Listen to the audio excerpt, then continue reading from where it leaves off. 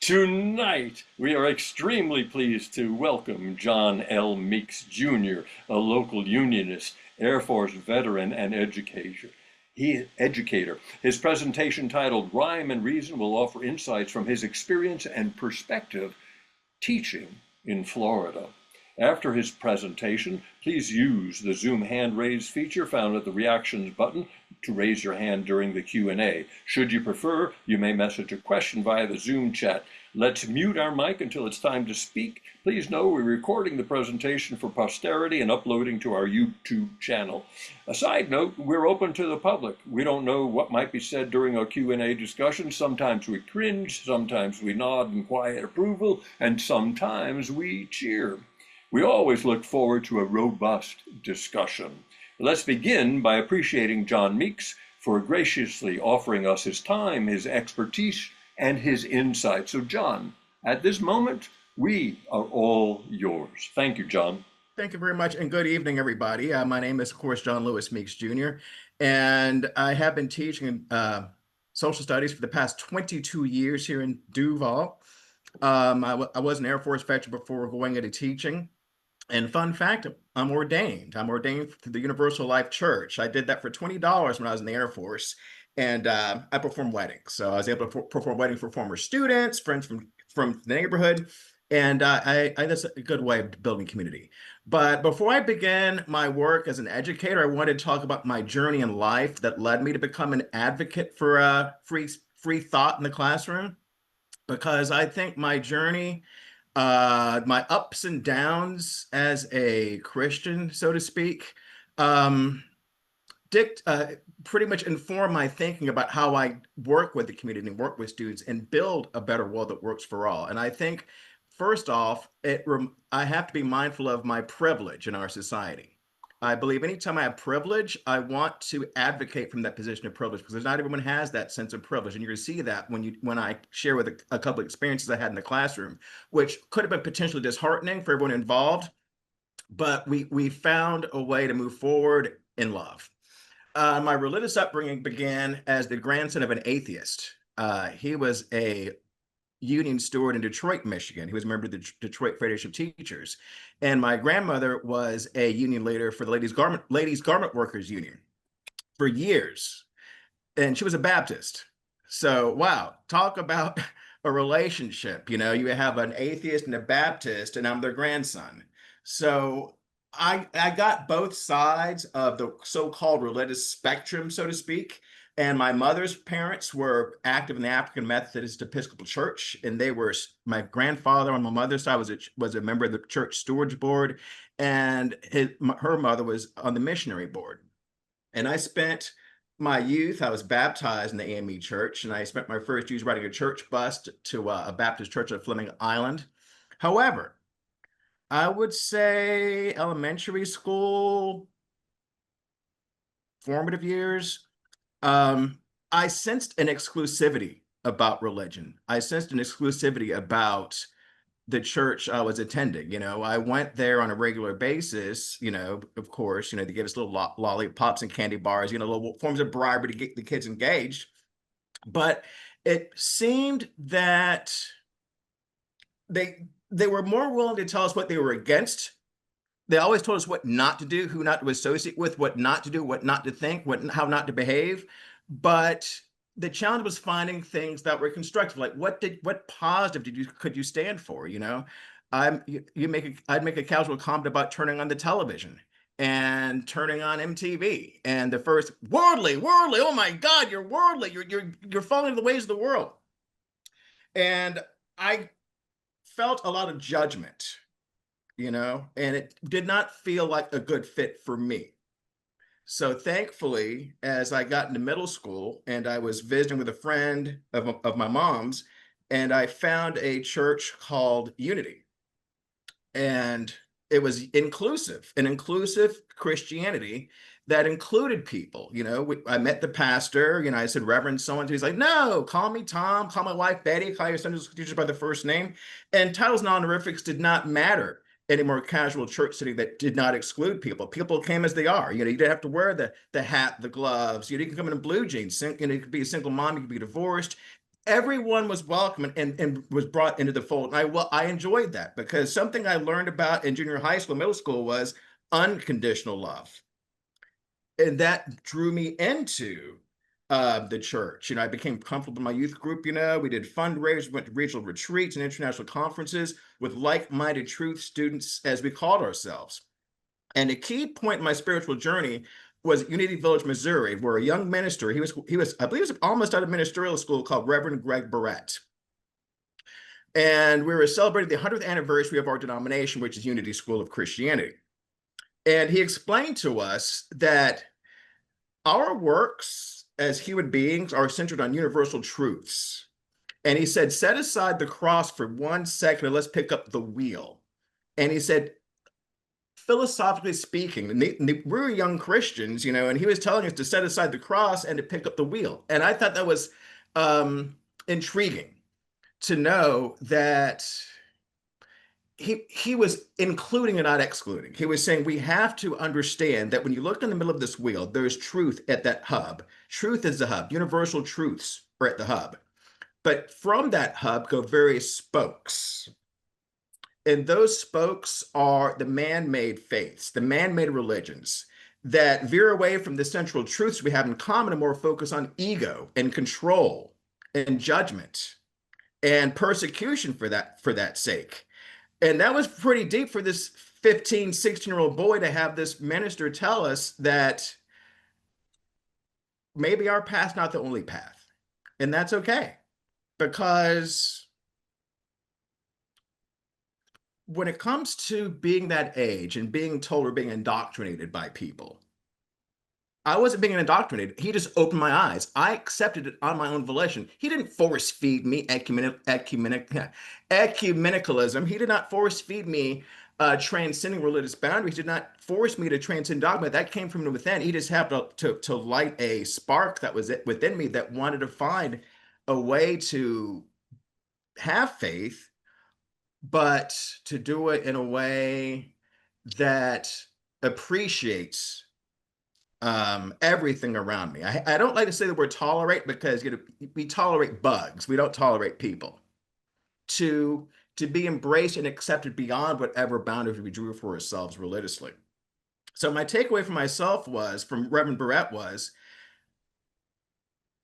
there is a lot more we have in common in the middle, and I'm going to get to that later as the commonalities in the center of that hub.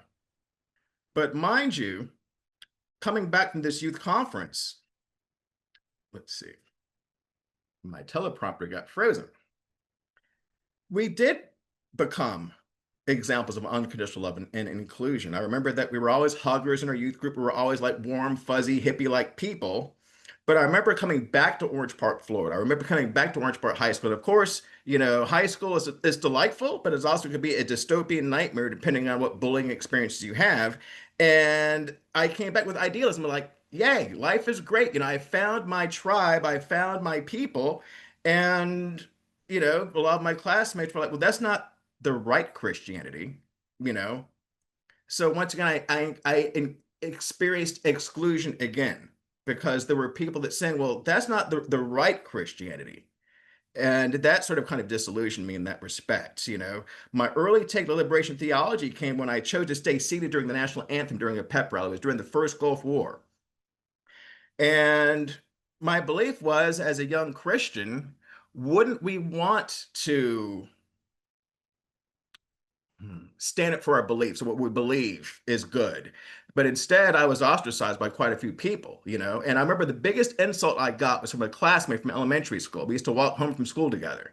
I remember this day, she lived about 3 doors down from me. So we were neighbors. We knew each other. We grew up from like little kids. And I remember she looked at me, she says, you're doing this protest stuff, and you're not standing down the national anthem, and now you're protesting the fact we have a school Bible club. And I'm like, yes, because I don't need a school Bible club. I have a Bible club in my church in Riverside. I have a school to go to learn, and I have a church to go to. Let's keep them separate. But her response was, well, I'm guessing you're an atheist. I'm like, wait a second. I just said I go to church, but just because I don't believe in Christianity the way you believe it, all of a sudden you're going to use atheism as an insult. Heck, I'm part atheist, bloodline wise, if you think about it. But I guess I must have been a masochist because I remember getting a job. Now, you're going to laugh at me when I say this. In hindsight, yeah, I should have known better. But I worked a job at Chick-fil-A in the Orange Park Mall. So uh, I, I was treated generally well by most people, but when they found out, like they all went to the same church for the most part, they hung out in the same circles and stuff, and I was pretty much stayed to myself in my little church youth group. But oftentimes I would get some needling from those people. But I realized that it doesn't matter what they think, and this is at a very young age. And sometimes I wish I had that moxie when I was 17, because to this day I still find myself crumbling under people's perceptions and ideas of myself. Um, but even then, there was division in my own church. And that's what made me, I guess, confused about my religion, because the Baptists were not inclusive. So I went to Unity. And one youth conference I went to, I was checking in at the registration table. And I said, "Hi, I'm John. I'm from Jacksonville." And they said, "Well, which Jacksonville?" And I said, "Well, what do you mean, which Jacksonville? I'm from Jacksonville, Florida." "No, there's two Jacksonville churches, the two Jacksonville youth groups from in Unity in your area." And I'm like, "Well, that was news to me." And they call them Jack's Way Out. um, I found out that I'd say 1983, there was a schism. That was before I joined the church, between traditional Christians and the New Age Christians and expressing themselves. I didn't really see much difference in how we expressed ourselves, because I remember getting sort of kind of politely admonished for saying I read the horoscope when I was a Baptist, but I didn't see anything wrong with our how would you say, our peers. If they wanted to do tarot cards, fine. If you wanted to do runes or whatever is your path to your own truth, why not? But they were ostracized and they started their own church. And I said to myself, wait a second, why where is someplace where you can find true cohesiveness, true under ideas, and not battling over division that we create for ourselves. Because I'm starting to see a theme here that the divisions in our life are man-made. And why? And I'm questioning this. And I sort of kind of fell out of the church when I left high school. I got involved in college and got involved in journalism. I was a journalism major. I worked for the school newspaper as an editor of the school newspaper. Um, And much of the good I did was outside the church as an advocate. I advocated. There was a situation in the girls' dormitory where the girls were being discriminated against. And we wrote a couple articles, and that was fixed because the dorm mother apparently was using two sets of rules for her residents. One had a curfew at this time, the other group had a curfew this time. One group could not play music loud enough. But long story short, um, I learned something powerful about myself, and that was outside the church. I made great strides in becoming a better person and becoming someone who could speak out and advocate. Like, this is before computer registration. Kids would have to sleep in the hallways outside the registrar's office. Um, I hopped to it. I said, "Look, let's write an editorial and say, why do people have to get sleeping bags to sign up for English 101?" And they started streamlining the process. And me and my newspaper staff, we did what we could to we advocated against drinking and driving. I think the biggest stand we took was against the Georgia state flag, because back then it had the Confederate flag and incorporated in that. Of course, I couldn't vote because I graduated at 17, and I'm sitting there campaigning for Bill Clinton.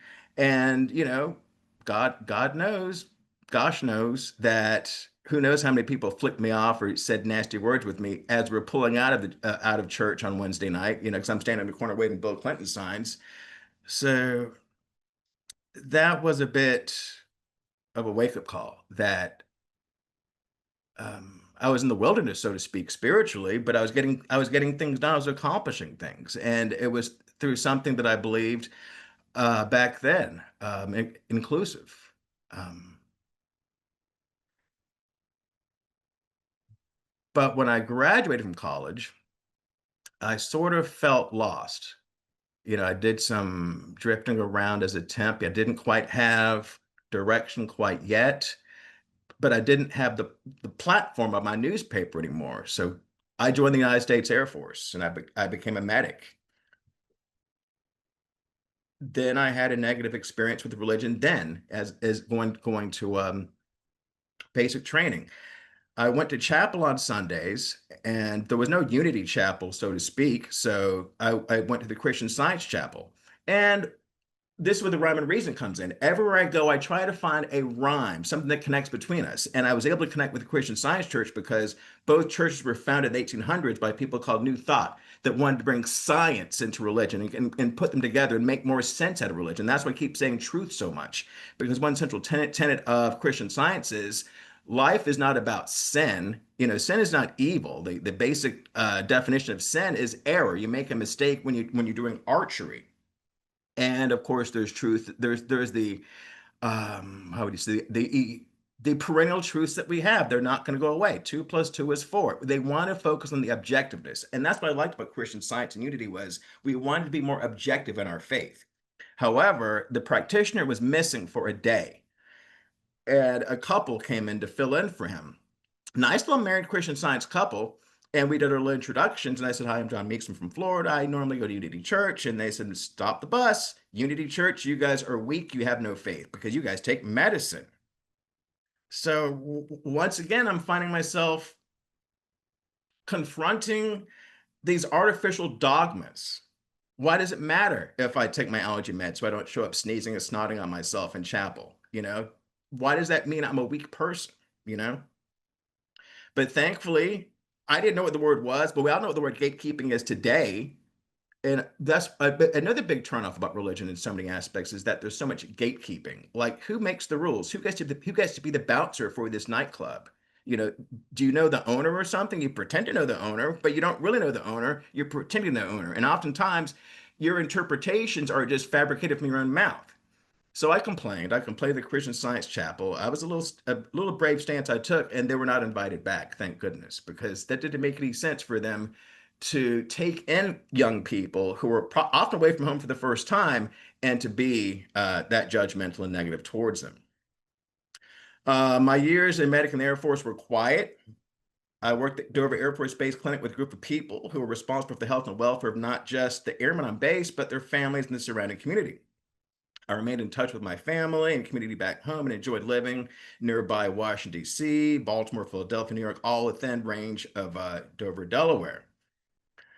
I remember one moment where I drew upon my faith to serve because even though I was distanced from the church, there were ideas and beliefs that still resonated with me and they still rhymed with me. I was able to set aside what I could not support and believe in. But then there was one airman that I worked with who was up for a random drug test and he was about to fall apart because he was on his way. He was one of those people that, you know, you have the wild youth and he's about to get engaged. He's about to start a new life. And all of a sudden, boom, a piss test is about to pop up. Um, I considered him like a brother. And I went back in my little bag of tricks and I pulled out the Prayer for Protection by James Dillard Freeman. The light of God surrounds us, the love of God enfolds us, the power of God protects us, the presence of God watches over us wherever we are, God is, and all is well.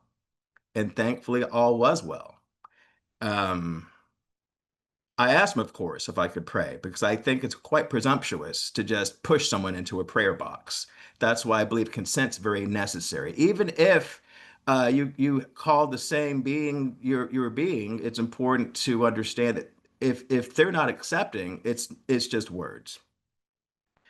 But the prayer for protection was written during World War II to seek protection for our service members who are risking their lives to fight fascism. And I keep that in mind as we fight fascism today in our world and it's real. And there's no denying that it's with us.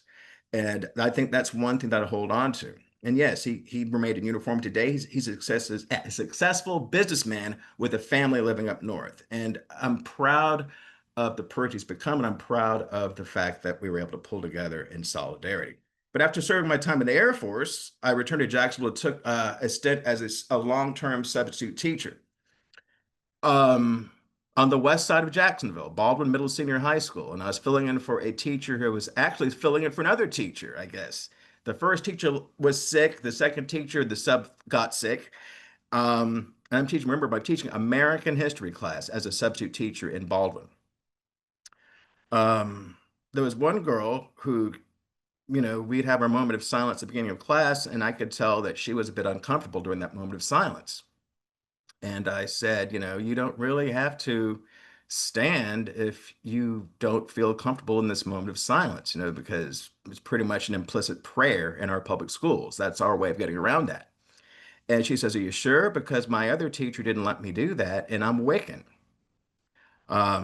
And this where the rhyme comes in. I like to find common threads with people, and we can build our relationships on that. And I remember I got teased sometimes for looking at paganism in high school.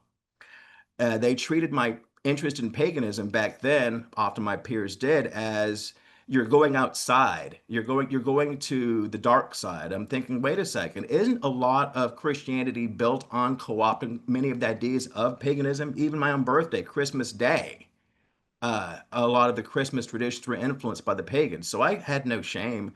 And, when I, being a goofy high school kid, wearing a pentagram around my neck because I saw the good in everything around me. If it has something good for me, I will be sure to at least appreciate and understand it and reach out and connect if it's something that I can roll with. I explained to her that we're studying the Bill of Rights soon. And that was our ballywick, we're learning about religious freedom and learning about being able to be a free thinker, even in the thickest sticks of West Side Jacksonville. Um, and I went back to Reverend Barrett's wheel to remind myself of the center where our truth exists, because somewhere that center is a Christian, somewhere in the center is a pagan, somewhere in the center is a Muslim, and the center, and they're all coming together and transcending their egos to adopt a greater truth that will work for all. And when we do organize ourselves into schools of thought, do we choose inclusion or exclusion? I always choose inclusion wherever chance I get. I started after that teaching Sunday school. I went back. I was like a prodigal son because I stayed in touch with some people from church, and I visited when I was in the Air Force. I showed up in uniform, and some of those same people that ostracized the other Unity Church and sort of kind of ostracized me by extension saw this young man in Air Force uniform. And even the minister who I was on the outs with, called me corporal, even though I was here in my first class. But never mind. 9/11 happened shortly after I started subbing. I was scared because how am I going to go? By the way, right after 9/11, we had a church lock-in, and then we had a series of lessons I had to plan. I had to throw all that out the window and let my children know, let the students know in my Sunday school class that there's some bad stuff afoot because I saw a great deal of Islamophobia, even race, even prejudice directed towards non-Muslims who like the Sikhs, the Sikhism. They were mistaken for Muslims. And I wanted to bring some truth into the matter and put aside the emotion and the anger and the ego to bring us back to the center of the hub as to what we had in common going forward. Because the extremism and the dogma was what brought down the Twin Towers, not our neighbors who are of different faiths. I wanted to show my students we can indeed find greater harmony through outreach rather than closing ourselves off. So I decided to go to the store, do some research. I got Religion for Dummies by the God Squad, did a series of lessons by the God Squad. We had watched some videos. I took it upon myself to go to Buddhist meditation. I took it upon myself to go to other houses of worship because I wanted to practice what I supposedly preached, and that is to let my kids know the world out there is full of ideas and is full of love, and it does not have to be labeled by an ism. If it's good, it's good. We could find greater harmony through outreach and finding where we rhyme rather than closing ourselves off. And through reason, we can build a better community that works for all. The highlight of my lesson series was I put together a bulletin board called the Golden Rule to let my kids know we are Christians, but our beliefs are not ours. They're not exclusive to us. Once again, I set aside exclusivity and bring in the inclusivity. And I said, and this is what the bulletin board had on it, um, from Judaism. That which is hateful to you, do not do to another. That is the entire Torah, and the rest is its interpretation. Go study. Buddhism. Hurt not others in ways you yourself would find hurtful. course, Christianity from Matthew 7:12, and everything do unto others as you would have them do unto you, for this is the law and the prophets. Muslim, Islam. None of you truly believes until he loves for his brother what he loves for himself. Taoism, regard your brother's pain as your own gain and your neighbor's loss as your own loss. Uh, and I can go on. And of course, I share Wicked too. Ever mind the rule of three. Three times your acts return to thee. This lesson well, thou must learn. Thou only gets what thee dost earn. That's the rule of three. I hope that these middle school, Sunday school kids got something out of this. It got as much out of it as I did to recognize these universal truths and universal beliefs that aren't limited to just one group that wants to be pitted against the other. And that's where I had a moment of truth, so to speak. If I could help our school children understand other faiths, perhaps this extend to our own flock. And like I said, there was a division between the two unity churches going back to the early 80s. So thankfully, I knew a teacher from the other church. She was a teacher herself, and we connected. We said, look, 9/11, this is our opportunity to add rather than subtract in our faith. And we took a leap of faith, so to speak, and we made connections. And we started having our two youth groups, relate with each other, because if your name is unity as a church, where is the unity when you tell the kids, well, don't go to the other church. They don't think like we do, you know? So we began to live up to our actual name of unity when we began to reconcile and heal between the two churches, and we healed that schism. At first, we were seen as being woo woo optimistic, just idealistic, but it made sense. The children are what led us, and after the children began to integrate, we had lock-ins and bowling parties and movie nights. The adults began to follow suit, and then they followed the kids' lead. So that's why I completely despise when they say that we're brainwashing the children. No, we're not brainwashing children. Remember, this goes back to the early 1960s. I showed my class a documentary called The Children's March, and these children are marching for freedom. They were marching for civil rights in Alabama. And when they were arrested by the police, the first question was, well, did the communists send you? Or were you sent by those northern agitators? They could never fathom the idea of young people wanting a better world. They could not fathom the idea of young people believing in justice, equality, and freedom. And they just had depended on somebody else. So I'm thankful for our kids for leading the way and bringing those two churches together. Now, but my belief in this unity humanity led me to my first full-time teaching job in 2002. October 2002. I remember, now this is where my solidarity and unionism comes in. I remember calling my grandfather the moment I got hired. And he said, did you join the American Federation of Teachers by any chance? And of course I did, Grandpa John. Yes, I did, reminding myself that I was already a member of the AFSCME. That's the Federal State Municipal Employees Union when I worked for the state of Florida over a summer job. And then I previously worked in a telephone worker strike in Dover, Delaware. So my roots in labor ran deep. I remember my grandmother telling me about the Triangle Shirtwaist Factory and workers' rights, so it fit right in.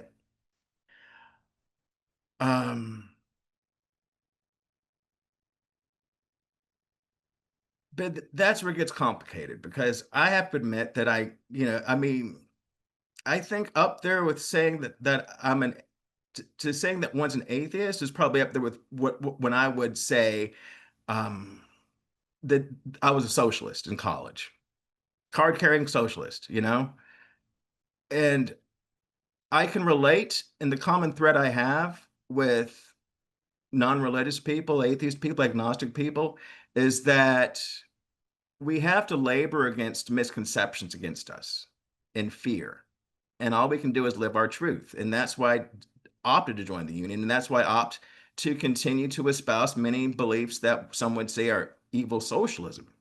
But when you break down the ego, you break down the man-made limits that we have on ourselves, you can see the good we can find use from. For example, I remember, hate to go on a tangent, but Mom Donnie is running for mayor of New York.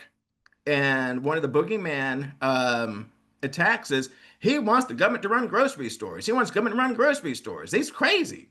We have already had those. Heck, going back to Baldwin, where I was a substitute teacher, they actually had a city-run grocery store.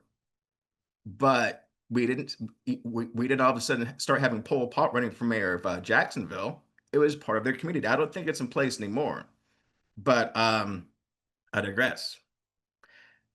Capitalism and I have had a fraught relationship. I've talked about my relationship with my faith.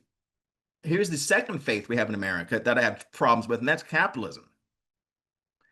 If if the heart of our society is building family, if the heart of our society is building a strong community of good people, I see it's at cross purposes with the capitalistic system. Only because I grew up seeing the abuses of capitalism. My mother was working 6 days a week, so my father was deployed at sea. We were struggling, you know, and the only thing I saw was my mother being abused and mistreated by her employer, and nothing she could do about it. There was no union in her corner. There was no union steward or building representative. She was on her own. And there was a situation where she was attacked on the job, physically attacked. And lo and behold, she had to be back at work within the next 2 days. So I could honestly say that's probably why you probably will not see me going much farther in politics, because that's something I inherited from my grandfather, his beliefs in a better society through socialism. But I digress. Also, he taught me we taught each other to respect each other in our beliefs, because we had some knockdown, drag out discussions about religion, because I did connect with the fact that so many of our wars, so many of our conflicts, so much depredation in our world has come from the outer spokes of the wheel, bringing an ego over truth. Um, so anytime someone says the Protestant work ethic, I think it's a red flag. Because I see how that requires so much from us as individuals. Of what do we get in return in this life? So I learned the importance of applying the golden rule to people in the workplace. If someone puts in an honest day's work, they shouldn't have to have a second, third job. They should not have to go on assistance, which is now being cut by the big, beautiful bill, so to speak. They should not have to go to church for charity, because I love that cop out. They'll say, well, the church is here for charity. But is that a solid safety net for an entire nation of people? Let's keep it real. So that's why solidarity is not just a catchy word to toss around with my siblings. I believe solidarity is a way of life. My daily works as a teacher and a unionist are to speak up for better conditions for educators, so we can be an example for the labor movement, because I believe that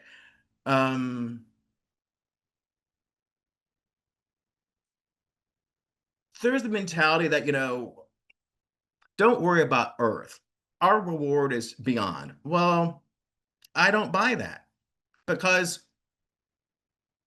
if you have the power to do something, like I did when I was on the school newspaper, I'm going to use that power to make life better for us in the here and now, and not make excuses for why the life sucks for people. So I can go to bed knowing I tried. I do admire those who sole focus on the rewards after we die, but I believe that heaven on earth is much more in our hands. It's much more in our control. And this is probably why the union movement has had to struggle, especially in a region of our country that's not been kind to union organization. And this is where I tie in the union movement and public education, because the power behind both public education and the labor movement have always come from expanding and including and growing our tent to include people who are on our side. In a history of our nation, we've seen the doors open for women, people of color, religious minorities, uh, LGBTQIA plus people, religious minorities, anybody who shares our hopes for a better country. And in the 20 years since I've been a UN steward at my school or building representative, I've made it a mission to bring us back to the center where the truth lies and to build power on our common beliefs and strengths. The problem in America and Florida at this day, in my opinion, is using religion and faith to divide rather than unite. Our systematic exclusion and division is built on using bad faith arguments and Bronze Age thinking for space age life, technology age life. It's a cop out. Think about this. When religion was used to justify slavery, the Bible allegedly told us to be good as enslaved people, to be good to our masters, to be obedient. Um, it was used to justify corporal punishment. I've been quite conflicted about corporal punishment, but at its root is you're using the Bible to justify violence, and even more so the death penalty. And even then, the church, there was a morbid joke I saw on TikTok. Someone said, "How well did you sleep last night?" And the answer was they slept like God did during the Holocaust. And there's a certain darkness to it, but there's a certain kind of truth to that, because there's a feeling that when the times are trying, where is our faith? Where is our God? Where is that supreme being? You know? And that's where the old spiritual song, "Let Your Low Light Shine." We're the low lights. We're the people. And I don't care if it's Christianity, Islam, Buddhism, Hinduism, whatever name you have for it, we're all in it to achieve. That's why I take great pride knowing that AFT, my national union, back when Brown versus Board of Education was ruled on, they expelled the local unions that would not comply with integration. I take great pride in knowing that AFT helped develop and operate freedom schools in the Deep South after Brown versus Board of Education, because oftentimes you would have a school district, they would close the entire school system. And of course, they would afford the white families to send their kids to academies. Does that sound familiar? While the children of color had no place to go until they found the freedom schools, which were run by AFT. If I have to choose between silent prayers and vocal action, I'm going to choose the latter every time. I'm going to choose the latter. I want vocal action. Yes, prayer's great, meditation's great, but you got to put feet on those and make change happen. And this goes back to our paternalistic attitude towards workers denied us their most basic rights, including a living wage, health benefits, maternity leave, and other improvements for educators and education staff professionals in our schools who support our children every day. And most importantly, as a unionist, why does it matter? Because I remember I'm going to go off on a sidetrack here. I wrote a letter to the editor about Duval Teachers United recently, about the troubles that our local union has gone through and how we're moving forward with new leadership and new transparency. And I listed the things that D2 has done for us for the past 50 years. And I received an anonymous note to the D2 offices saying, once again, you're only thinking about yourselves. What about the children? Well, I don't respond to anonymous notes, so I just threw it in the trash can when I immediately saw it. But here's my response to that anonymous person who did not have the guts to put their name on this accusation towards me. And this is Albert Shanker, the late former president of the AFT, said, if you advocate for better conditions for your workers, for your teachers, for your education staff professionals, you are creating the environment that benefits our children. And this applies to every freaking workplace.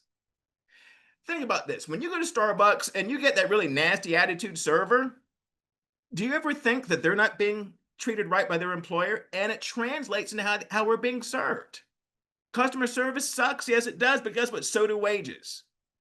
And what would you rather do? Would you rather pray for more pay? Or would you rather hit the streets and pick up a picket sign and go on strike like I did last August when the CAA went on strike? I didn't kneel by my bed and ask for supplication from up above. I put my feet on the ground and I helped them picket. That's what we have to do. We cannot wait for a savior. We cannot wait for someone to swoop in and save us from up above. This is not a Shakespeare play. This is real life.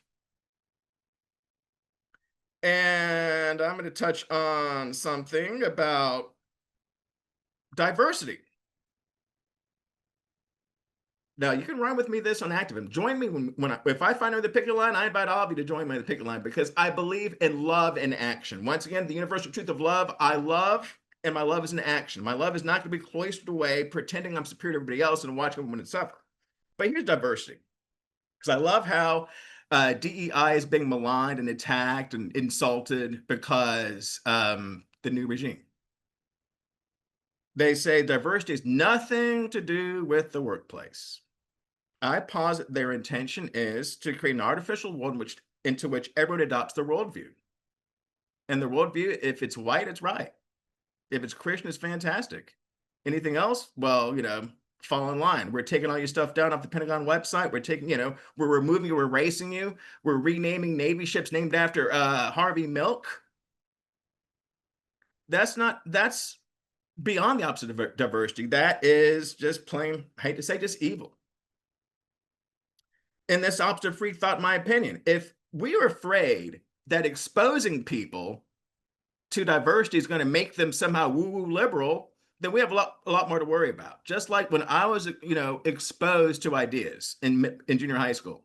I remember when the film Flowers in the Attic came out. Picked a book, read it. Do you see me committing incest or anything? No. Do you see me doing crazy things? No.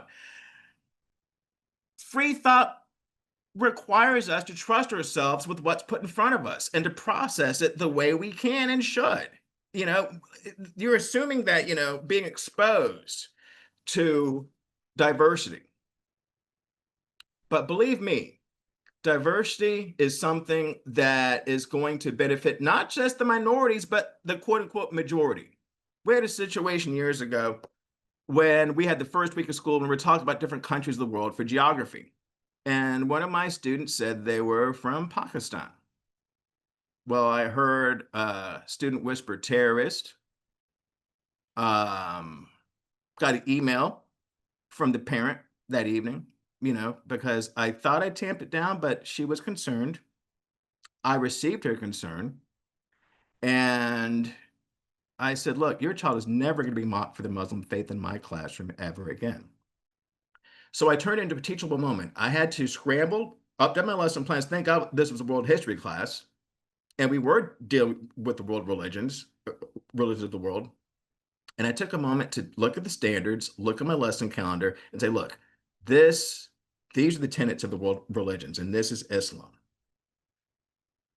And then it stopped. That's all it took. The next morning, I went on a limb. I greeted the class with Assalamu alaikum to let them know that we're family in my classroom. Oh boy. And from then on, we didn't have any more issues. That's what I'm talking about when I stand on my privileges as a Christian, because Christian charity should not be just for maintaining our power and privilege, but also extended in love and kindness and compassion and empathy, which is missing in our world today. And if you find your empathy from a Quran or a Torah or from simply the joy of seeing a sunset or a baby, wherever you get your source from, I rock with that. I can rhyme with that because there's reason behind that. There's no dogma behind it. There's no irrationality.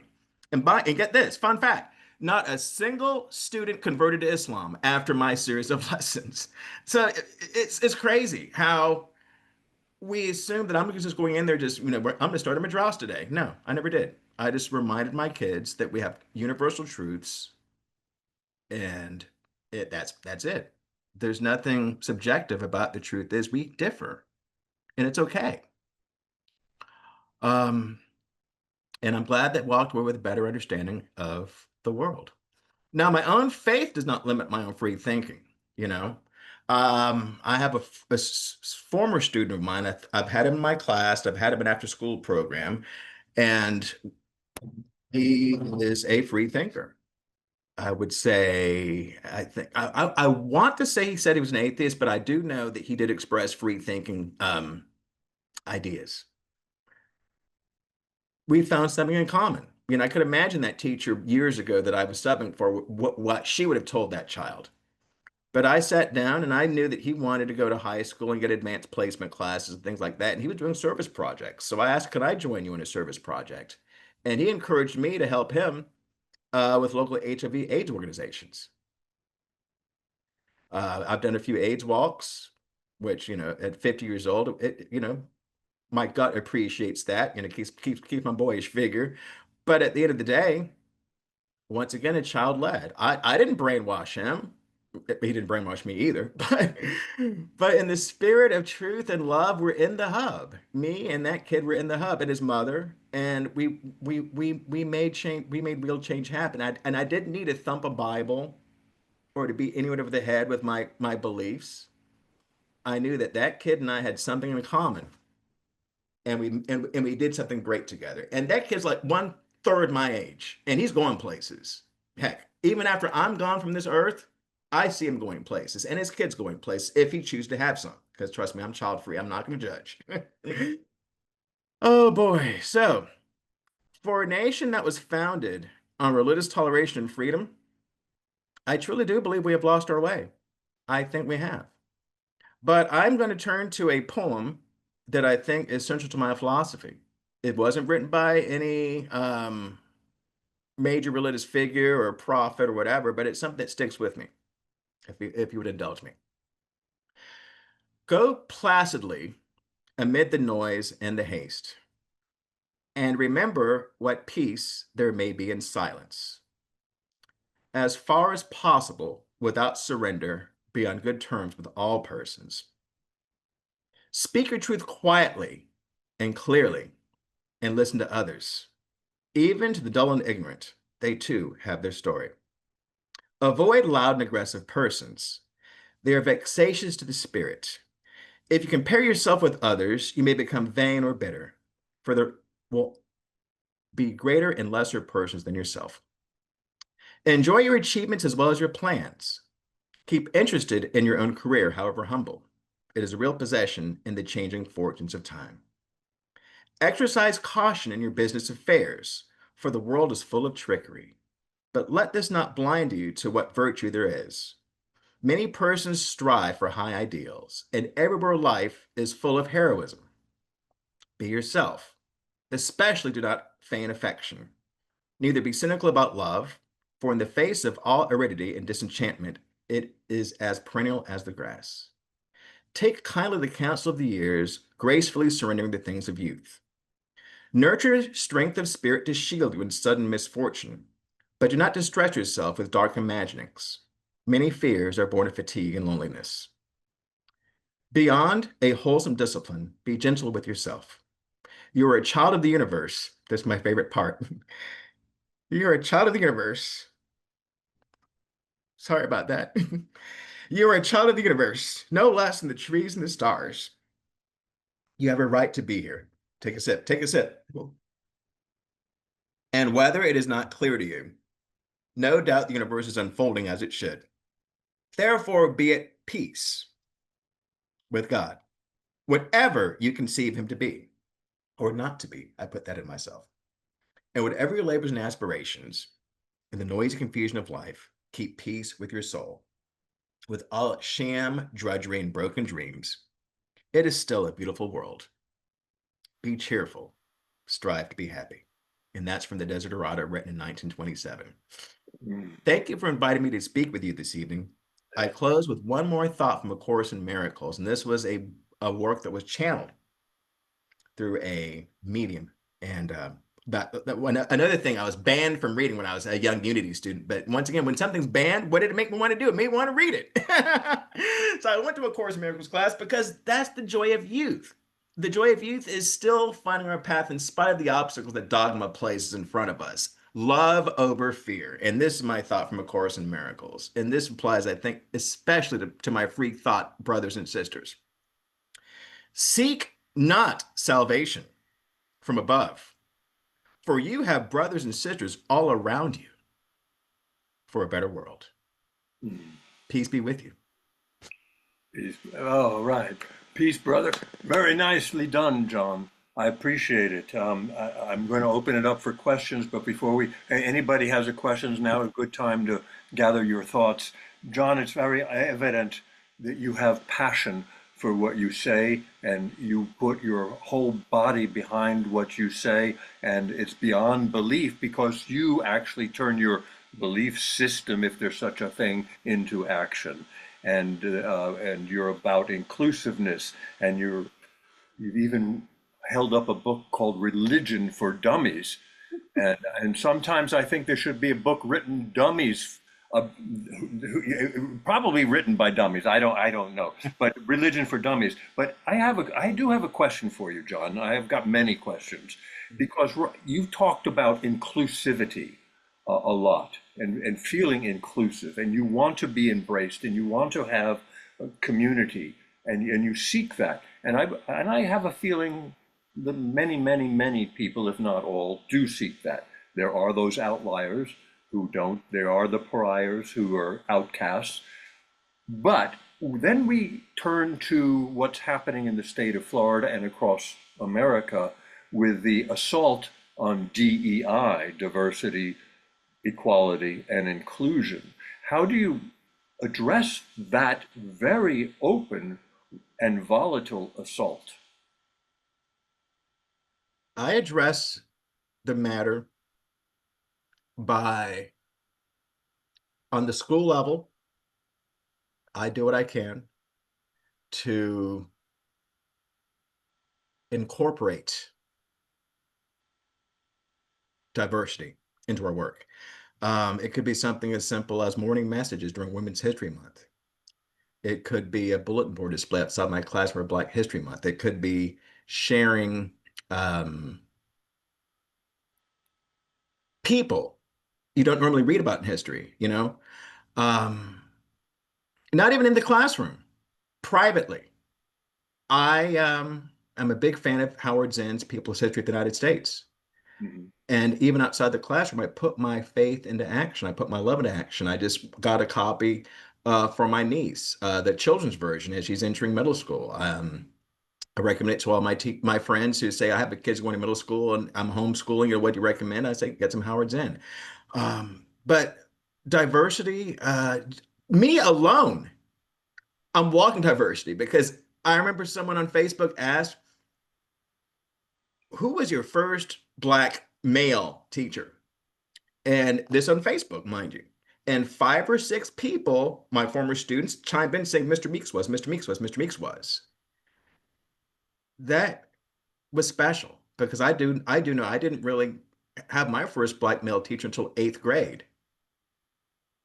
What does that say to you when you don't see yourself in the people that serve your community? So just me existing is a testament to diversity and hoping that I represent well. And if I don't, I plan on doing better.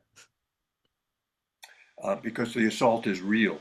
I mean, Yes. it's not just it's legislative as well.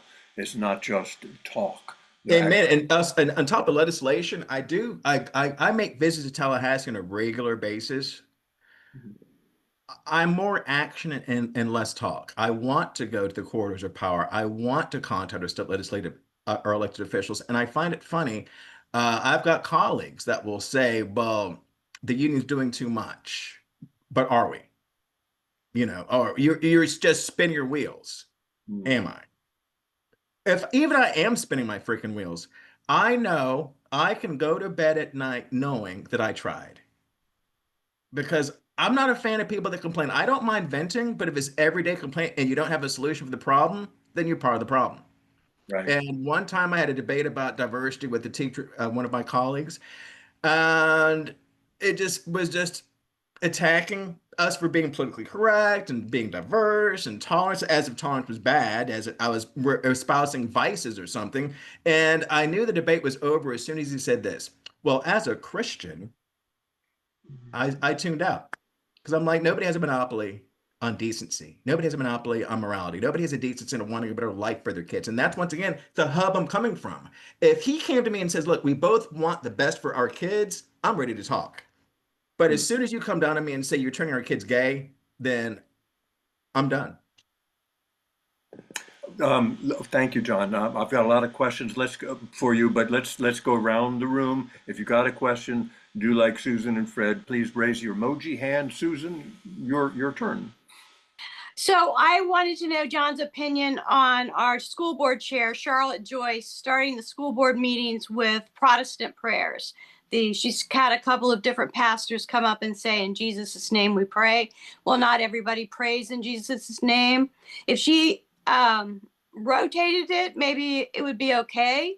But I think that religion should be taught in the family. I like what John said about exposing people and being open to things, but I just think what Joyce is doing, just pushing her religion out there, is not a good thing. And I was wondering if John would comment on that. Absolutely. It's funky that way. How if we incorporate religious minorities into our public dialogue, the assumption is going to be, oh, you're trying to convert us. You're trying to make us Muslim. You're trying to make us Hindu. You're trying to make us blah, blah, blah. But when we repeatedly, on a regular basis, use sectarian prayers from a certain sect of Christianity, it's either seen as the default or seen as it's the government's job to make people Christian. And either way, it's wrong. I would prefer to see a rotation of faiths and people of faith, because we need to take, and pardon the pun, a good faith effort of building. If you want to build a spiritual community, include all spirits.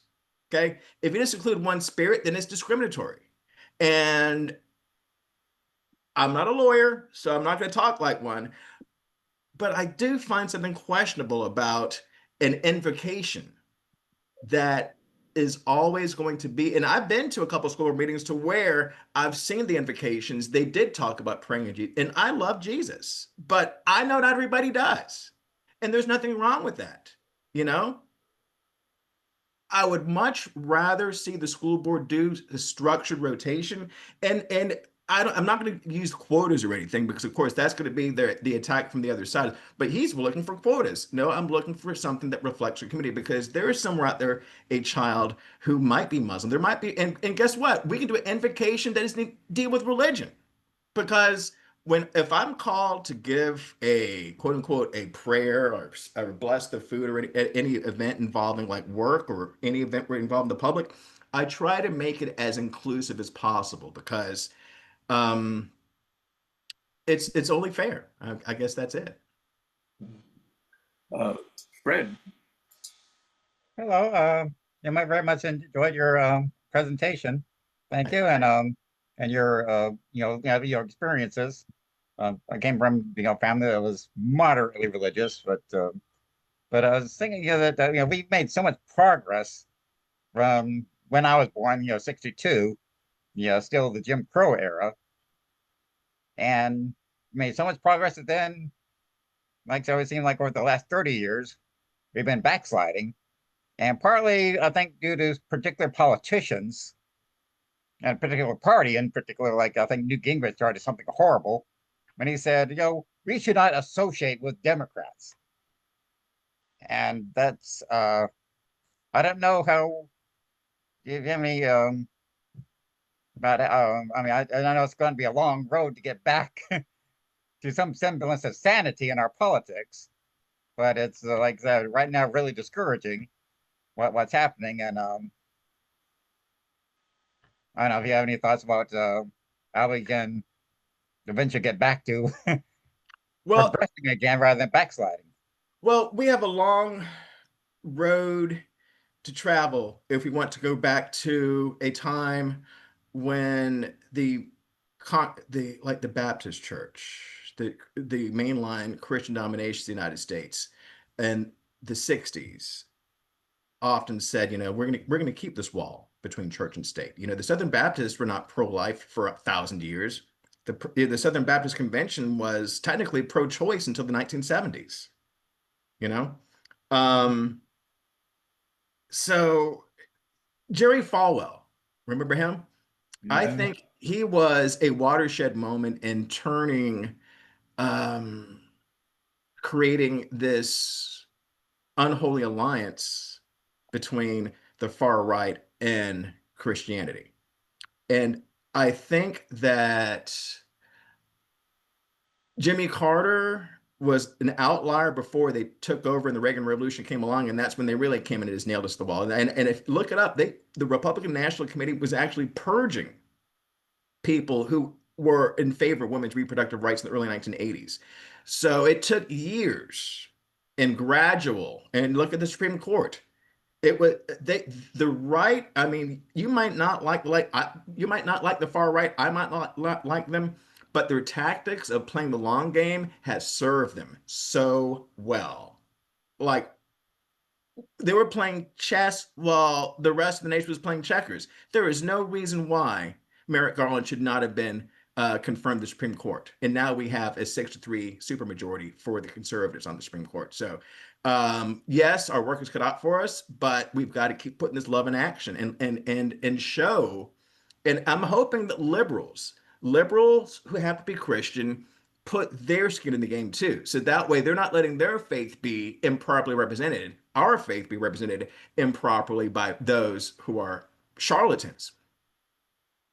Hmm. Thank you. Okay, Sloan, you have a comment, a question, or both? Good evening. I might have a question, but I do definitely have a comment as I'm listening. I'm from Jacksonville, Florida, born and raised. Graduated '87 from Ribault, and all the schools that I went to was not predominantly Black, but all Black, except my 7th grade year at Ocean Way. Then I left and joined the Army, did 23 years in the Army and retired. But when I joined the Army, that was my first time really having contact and learning about other cultures, other races, the whole 10. But let me go back. But before I left with the schools that I attended here on the north side, the common theme, and I'm going to the point we're talking about DEI. One of the common themes in the Black community was how little the school district, the school board, cared about our predominantly Black schools, all Black schools at that time. And so we never talked about equity, we never talked about diversity, and we never talked about inclusion. Our meetings at the school board and so forth was always about equity. Then once I came back here to finish out my Army career and retire, I got heavily involved with the school district, ran for school board for District 4, went to what I call school advisory council meetings, psych meetings, all over DCPS, from Mandarin to Jack's Beach, the whole 10.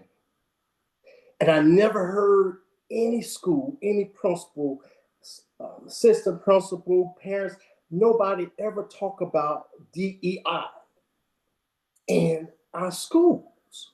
Never.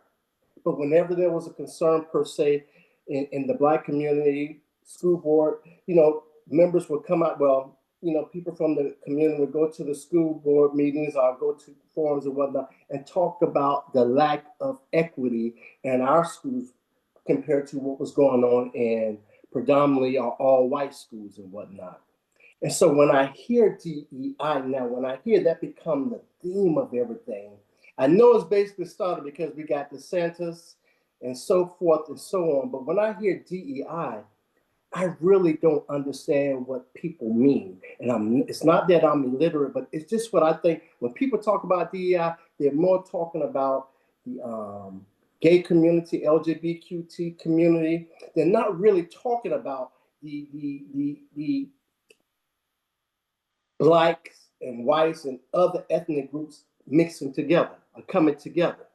Our children are more diverse now compared to when we were, because they have social media. They have a form of communication, the whole 10. But when I hear DEI, and it seemed like, okay, we say DEI to go against the Republicans, the whole 10, go against the Santos, go against Trump, so forth and so on. And I don't agree with all they think, stuff they say. But I have a problem when we say DEI. When our teachers, DCPS is not even diverse.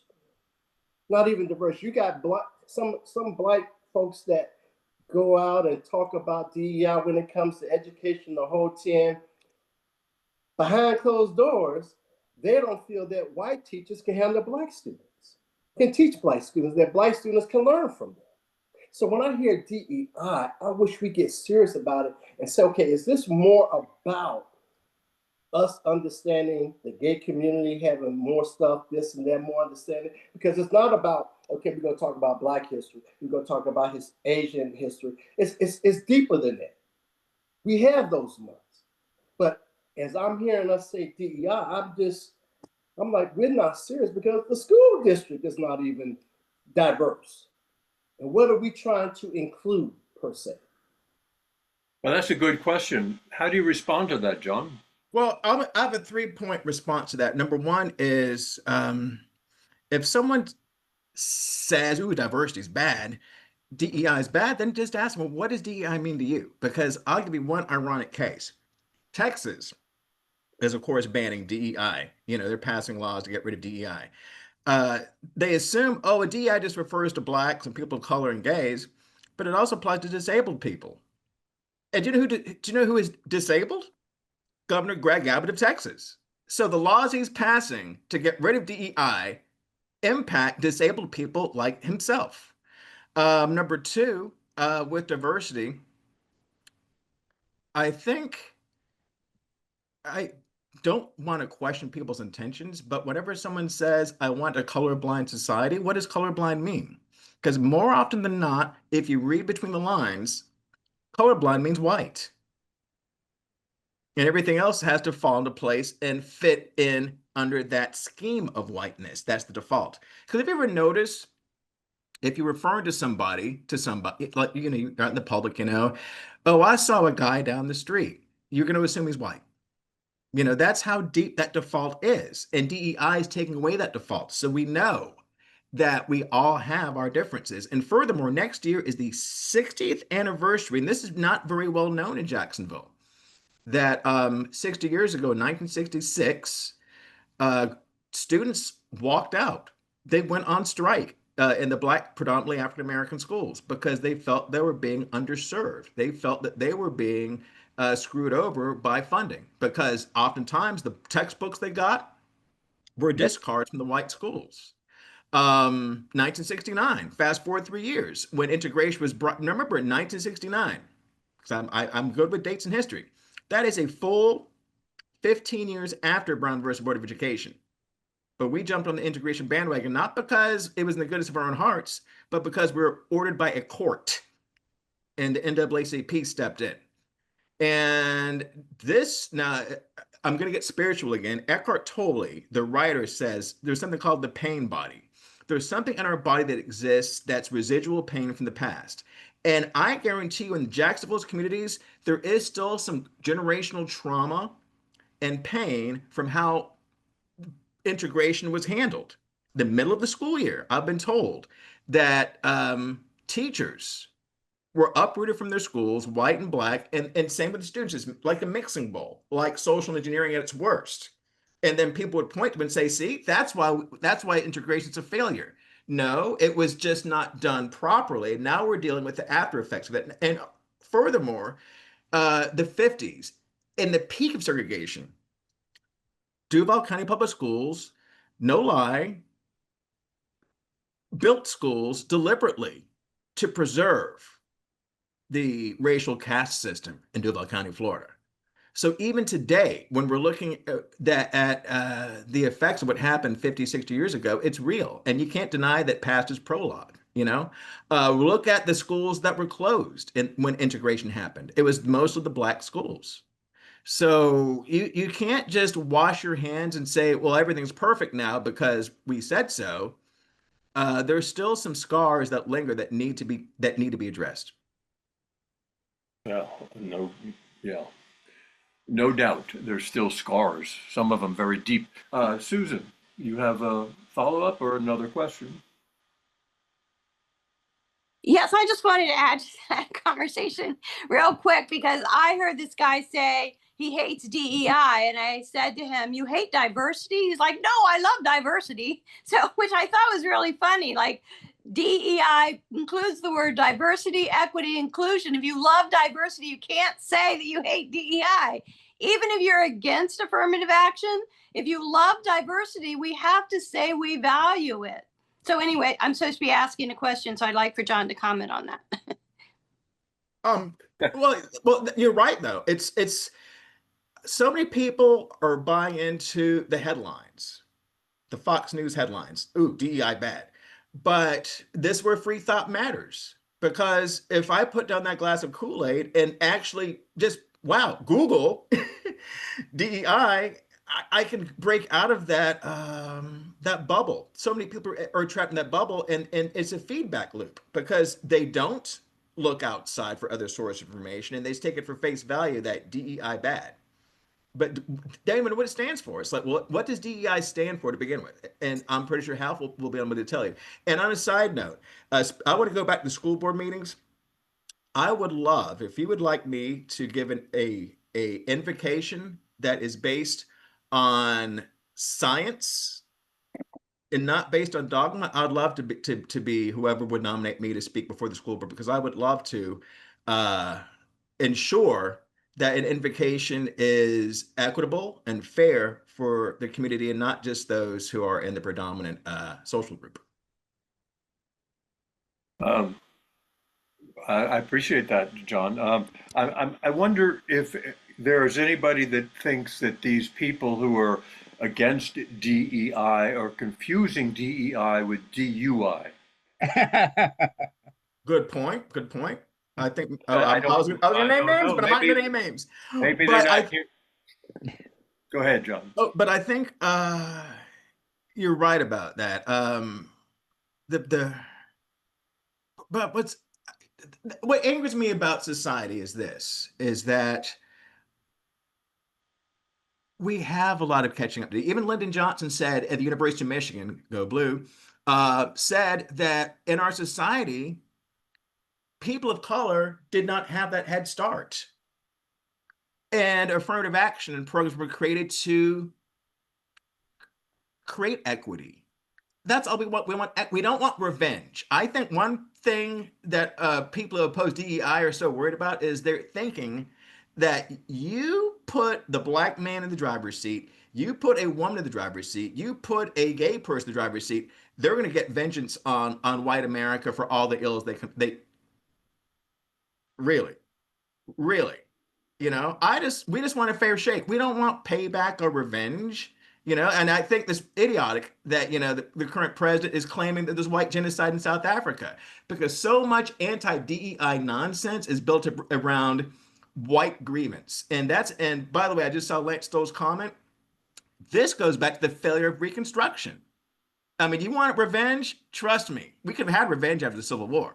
I mean, and I remember there's a clip on YouTube that says Sherman did nothing wrong, and then somebody says, no, Sherman did something wrong. And I'm like, what? What did Sherman do wrong? And the answer was he stopped.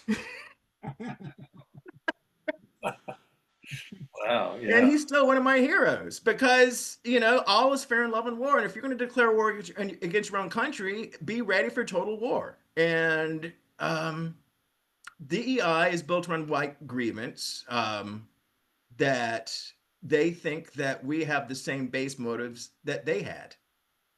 Mm-hmm. We just want to live. Like, look at the situation with the gentleman who was the sheriff in Duval County is released the video of the alleged police brutality situation.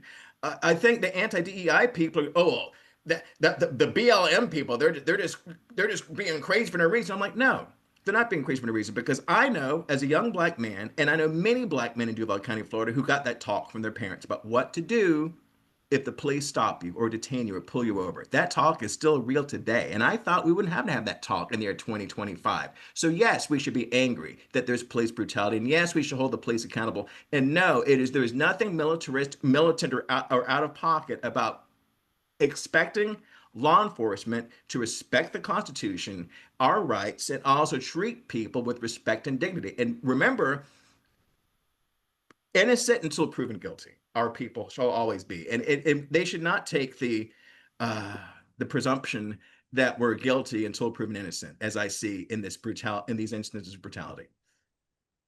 A lot of brutality. Fred, do you have a comment or follow-up question? Well, just about for the current administration's anti-DIA thing is when they're renaming ships that had been named after prominent minorities, blacks and gays and so forth. And now they're renaming some of them, including bases after, well, they're saying well, we're not really naming it after the Confederate general. We're just naming it after someone who has a similar name. Mm-hmm. Blink, blink, and Wink, wink. yeah, yeah, and like these were real heroes, and to me, they were traitors. They fought for an evil cause. It just mind-boggling to me that this sort of mindset. But also, I've had experiences as a atheist. With some of my roommate I once had, and he's a black guy. I worked with him, and this in San Jose, California, and we'd known each other for several years. Then, but somehow we never talked about religion until one day we're out for dinner, and he gets something about the Flintstones, how dinosaurs and live together like in the Flintstones. And that is, dinosaurs went extinct several million years before the first humans arrived, not counting birds, of course. But and he was going, "You don't believe in the Bible?" He was like in utter shock. It was like, and he doesn't feel like he's expecting our table to be hit by lightning. And another example of Christian. Well, I was in a murder trial back in 2015. I don't know if you remember this case where it's a public school teacher who had beaten his daughter to death. Mm.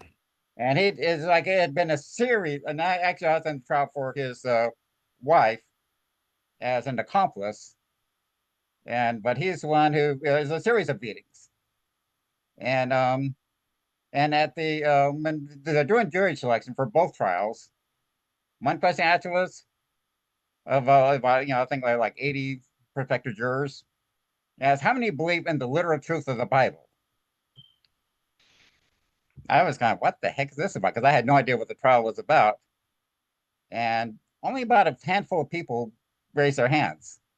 I later found out the significance of that question because his defense said that because he beat us up because he was, obeying the Bible.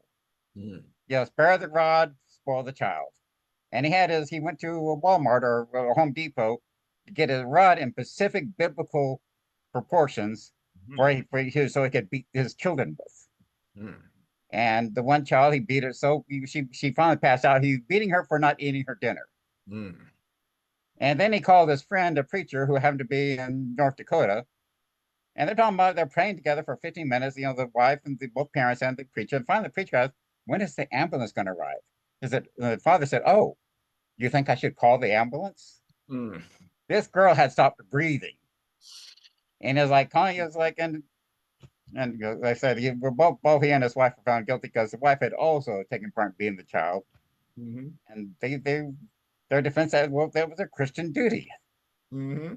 And that's just what he was saying was following scripture. It's this only one phrase away from like just following orders. If you know what that means. Yeah. Well, we're coming to the end of our time with each other this evening, and I appreciate you, John, and I appreciate everybody being here. But before we go, we still have a couple of minutes. If you do have another quick question for John, this is a good time to come on and ask it. But one of the things that I've wondered about, John, is what have you actually experienced relative to specific curriculum that you have been denied being able to teach? Is that something that you can address? Yes, I can. There is no explicit unit on Islam in middle school world history. However, I was able to incorporate Islam into ancient India. And the reason why is because the standards do mention ancient Indian religions and faiths, Hinduism and Buddhism. But going back to my student from Pakistan, how do we explain where Pakistan came from if they don't know the roots of Islam in South Asia?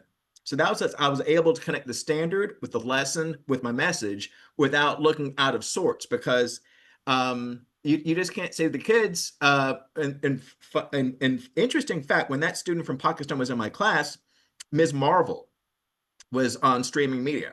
And Ms. Marvel about this girl who has family that survived the partition of India between Muslims and Hindus is a big storyline of the story. So me being able to bring in Islam into my standard-based unit lesson on ancient India was able to enlighten my students, and furthermore, color within the lines. Because even though I always say I have tenure, but I'm not bulletproof. Mm-hmm. I don't know if you had an opportunity to read any of the comments in the chat comment section, but there is plenty of favorable comments toward you. One of them even says, "I love you, John. I love you." Yeah. So yeah, and I want to appreciate you, John, for your time, your wisdom, your insights, and your expertise. And I really enjoyed your passion because I think that's going to take you across the threshold of whatever door you want to enter. I hope so in any way. But one of the challenges that we have is we're told to speak up. We want to speak up, right? We're told to speak up, speak out, speak loud. But what happens if we don't have a platform? What happens if we're speaking and no one is listening? Mm-hmm. That becomes a problem for the speaker. And eventually, sometimes the speaker gets discouraged. I don't think you're that speaker. I think you're the speaker who encourages other speakers to speak, if I may speak so boldly. I think that's true. And one of the things that I don't know who this quote is attributed to, but you talk about finding common ground, and that's important. But common ground is the ground upon which we stand. I don't know who said that, but that makes sense to me. But it doesn't make sense to a lot of people who want to divide and conquer for their power. And a lot of the people who want the power and have the power right now are trying to eliminate, in some respect, if not, if this isn't totally true, it's at least partially true. We know they want to cancel the Department of Education, which doesn't set curriculum. And we know that the various states, like what's happening in Florida, DeSantis is doing his best to eliminate DEI. This is an upward battle in the 21st century. And it shocks me because I can remember when I thought this whole time where I'm at life would be very different. So I applaud you, John, for carrying the torch. I really do. And Susan, if you could be quick, we're ready to go, but if you've got a comment or... Well, it might be real quick, hopefully, if you is ready to answer it, is about when DeSantis had that standard that you had to teach about the benefits of slavery. I think it's gone now, but I was wondering if John ever had to teach that and how he handled it. Thankfully, no, because at that time I was teaching mainly a world history class. And the standard, if I'm not mistaken, as it applied to U.S. history class, that was another teacher's situation to deal with. But thankfully, if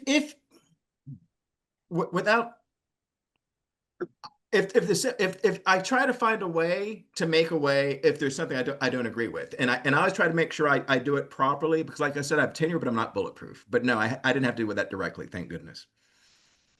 Well, I appreciate you, John, and thank you for your time, your insight, and your wisdom, and spending your evening with us this evening. I very much appreciate it. This is a time to show our appreciation to John, and best of luck to you and everything that you're doing. You have my personal total support. Thank you all.